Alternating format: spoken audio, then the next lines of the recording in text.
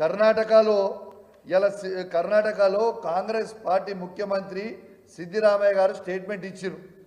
BJP party 50 కోట్లు ఎమ్మెల్యేలకు offer చేస్తున్నారు రమ్మని చెప్పని ఇచ్చిరని కాంగ్రెస్ పార్టీ ముఖ్యమంత్రి స్టేట్మెంట్ ఇచ్చారు. మరి ఇక్కడ కాంగ్రెస్ పార్టీ ముఖ్యమంత్రిని నేను అడుగుతా ఉన్నా, ఆడ మీ ముఖ్యమంత్రి ఏమో బీజేపీ పార్టీ వాళ్ళు 50 కోట్ల రూపాయలు ఇచ్చిరని చెప్తా ఉన్నారు.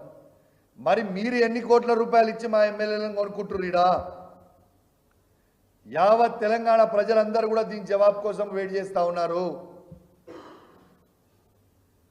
నీకు ప్రజలు రేవంత్ రెడ్డి గారు, మీకు ప్రజలు పూర్తి స్థాయిలో మెజార్టీ ఇచ్చిర్రు, మీరు గవర్నమెంట్లో ఉన్నారు. మీరు ప్రామిస్ చేసిన 6 గ్యారెంటీలని ఎట్లా ఇంప్లిమెంటేషన్ చేయాలని ఆలోచన చేయరు. మీరు సంపాదించిన అక్రమ సొమ్ముతోని ఈ ఎమ్మెల్యేలను కొనుక్కుంటే ప్రజలు మొత్తం కూడా గమనిస్తూ ఉన్నారు.